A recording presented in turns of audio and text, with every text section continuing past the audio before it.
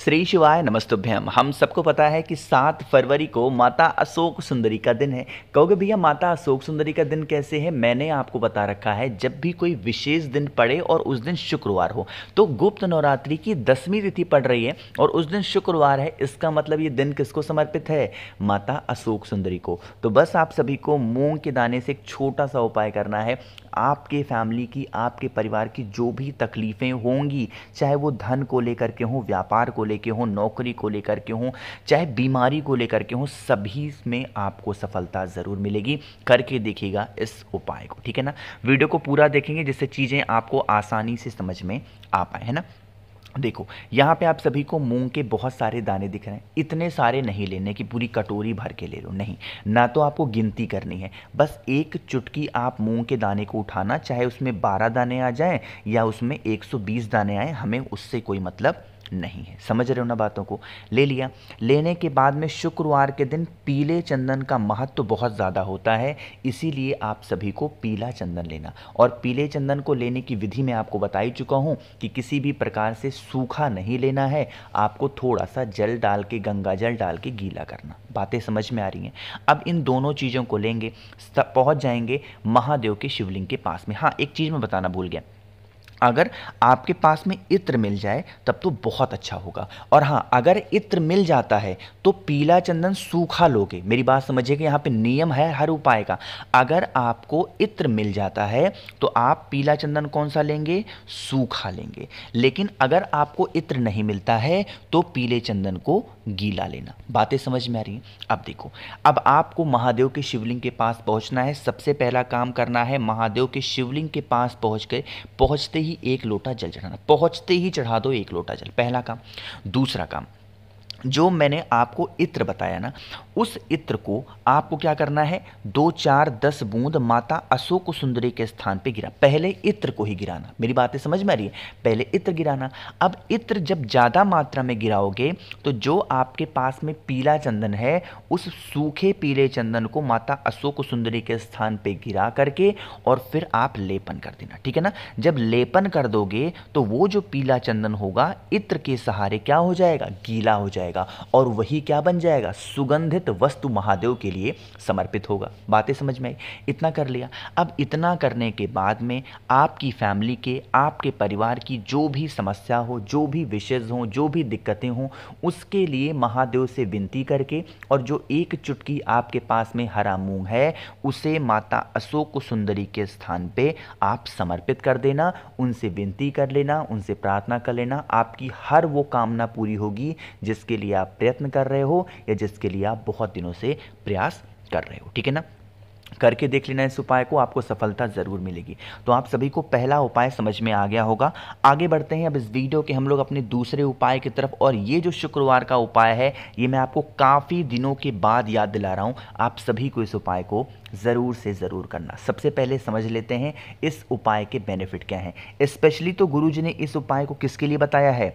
दर्द पीड़ा के लिए बताया है ना। चाहे आपके शरीर में कहीं पे भी दर्द होता हो, कहीं पे भी पीड़ा होती हो, कमर का दर्द हो, घुटने का दर्द हो, पैर का दर्द हो, सर का हो, कहीं का भी दर्द हो, इस उपाय को करो। मान लेते हैं कि आपको दर्द नहीं है, लेकिन आपको बीमारी कोई भी है, चाहे वो किसी भी प्रकार की हो सकती है, तो आप इस उपाय को करेंगे।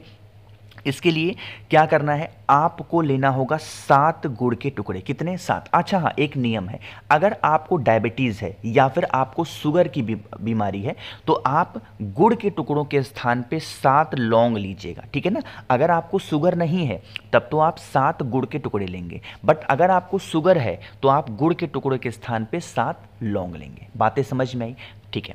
अब इन सभी चीज़ों को लेकर के पहुंच जाना महादेव के शिवलिंग के पास में। लेकिन ऐसे महादेव के शिवलिंग के पास नहीं जाना जहां पे महादेव अकेले बैठे हों। कौन से जहां पे जाना है?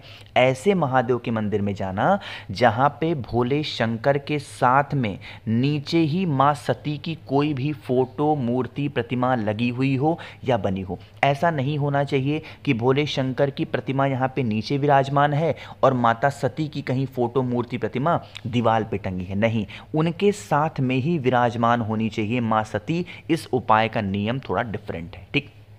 चलो, अब आपके पास में है 7 गुड़ के टुकड़े या 7 लौंग, है ना। उनको क्या करेंगे, एक एक करके माता अशोक सुंदरी के स्थान पे समर्पित करना। जब आप समर्पित करोगे तो यहाँ पे एक नाम बोलना है, वो नाम मैं लिख दे रहा हूँ वरना आप कंफ्यूज हो जाते हो। वो नाम आपको बोलना होगा धूमावती। क्या नाम से? धूमावती माता के नाम से आपको वही 7 गुड़ के टुकड़े या लौंग के टुकड़े माता अशोक सुंदरी के स्थान पे समर्पित करना। महादेव से विनती करना, प्रार्थना करना कि हमारे घर में इस प्रकार से रोग बीमारी है, दर्द की समस्या बनी है, हे शिव शंभू, हे मां सती, आप इन लौंग को या फिर आप इन गुड़ के टुकड़ों को क्या बना दें, औषधि बना दें। ऐसे आप प्रार्थना करके और फिर इन गुड़ के टुकड़ों को या फिर लौंग के टुकड़ों को यहाँ से उठाना और फिर लास्ट में 1 लोटा जल समर्पित कर देना। इतनी बातें क्लियर हुई। अब ये जो आपने गुड़ के टुकड़े या जो आपने लौंग को उठाया है, इसे लेके कहाँ पे जाओगे, आप अपने घर पे लेकर के जाएंगे, ठीक है ना। अच्छा, मेरी ड्राइंग अच्छी हो गई है कि नहीं तो आप अपने घर पे जाना और घर पे पहुंच करके शुक्रवार को उपाय किया आपने, तो शुक्रवार को ही इसका सेवन नहीं करना। अगले दिन से यानी कि सैटरडे से, शनिवार से लेकर के और अगले 7 दिन तक लगातार 1-1 गुड़ का टुकड़ा रोज सुबह जब आप सो करके उठो, या लौंग का टुकड़ा जब आप सुबह सो करके उठो, बिना ब्रश किए, बिना फ्रेश हुए, सबसे पहला काम 1 गुड़ का टुकड़ा उठाओ, उसको खा करके कूच कूच करके पानी, 1 गिलास पानी पी लो। गुनगुना पानी आपको पीना होगा, धूमावती माता का नाम लेके। करके देख लीजिए, 7 दिन में आपकी बीमारी में बहुत ज़्यादा अंतर देखने को मिलेगा, ठीक है ना। करिएगा। तो यहाँ पे 2 उपाय की बातें हमने कर ली है। आगे बढ़ते हैं अब इस वीडियो के हम लोग अपने तीसरे उपाय की तरफ, और यह उपाय माता अशोक सुंदरी के स्थान पे करना है और इस उपाय के क्या बेनिफिट हैं सब कुछ बात करेंगे। जल्दी से करिए वीडियो को लाइक, जिसने अभी तक चैनल को सब्सक्राइब नहीं किया और मेरी आवाज़ आप पहली बार सुन रहे हैं, चैनल को ज़रूर सब्सक्राइब करेंगे, है ना। देखो, समझने की कोशिश करते हैं इस उपाय को। इस उपाय के जो बेनिफिट होने वाले हैं वो बेनिफिट होंगे इच्छा पूर्ति, है ना, कि जैसे परेशान हो अपनी किसी भी विशेष को लेकर के, मनोकामना को लेकर के पीड़ित हो गए हो, बट वो इच्छा पूरी नहीं हो पा रही है, तो आपको लेना होगा मात्र 1 बेलपत्र। बहुत ज़्यादा तो लेना ही नहीं है, सिर्फ 1 बेलपत्र ले लो। इस 1 बेलपत्र के साथ में तांबे का लोटा ले लो, उसके अंदर जल भरो। जल के अंदर आपको कुछ भी डालने की आवश्यकता नहीं है, मतलब कुछ भी नहीं डालना है ना। अब जो आपके पास में बेलपत्र है उसे लेकर के महादेव के शिवलिंग के पास जाना, फेस रखेंगे उत्तर दिशा, नॉर्थ डायरेक्शन। जो बेलपत्र है उसे कहाँ पे समर्पित करेंगे, माता अशोक सुंदरी के स्थान पे। जैसे मैंने चढ़ा दिया, आप भी बेलपत्र को कुछ इस प्रकार से महादेव के शिवलिंग के ऊपर चढ़ाना।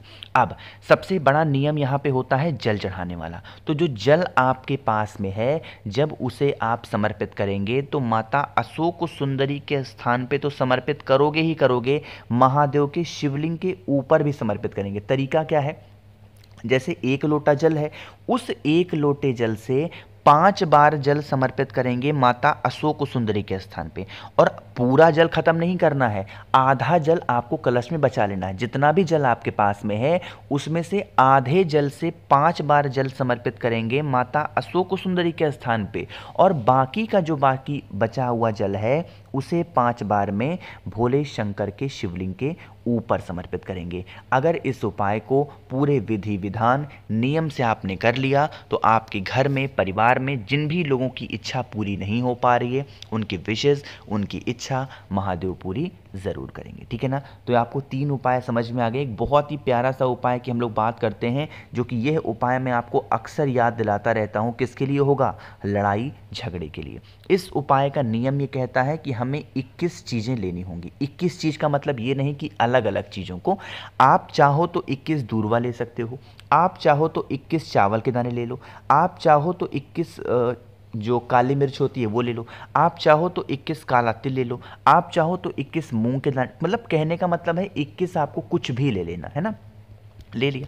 लेने के बाद में शुक्रवार के दिन सबसे अच्छी चीज़ क्या होती है चंदन में, पीला चंदन। तो पीला चंदन लीजिएगा। इस बार आपको सूखा नहीं लेना है, आपको गीला पीला चंदन लेना है, और पीले चंदन का लेपन पहले माता अशोक सुंदरी के स्थान पे अच्छे से करके, और जो भी आपके पास में दूर्वा है, काला तिल है, जो भी चीज़ें हैं उसे माता अशोक सुंदरी के स्थान पे रख करके, और फिर 1 लोटा जल किसके नाम से चढ़ाना है, हाट केश्वर महादेव। किसके नाम से? हाटकेश्वर महादेव के नाम से अगर आप समर्पित करते हैं तो आपके घर में कभी भी कोई भी इंसान क्रोध नहीं करेगा, लड़ाई झगड़े नहीं होंगे और परिवार भी आपका खुश रहेगा। ठीक है ना? करिएगा, भूलना नहीं है। मैंने कोशिश की आप सभी को आज इस अवसर पे करने वाले आपके बहुत सारे स्पेशल उपाय की।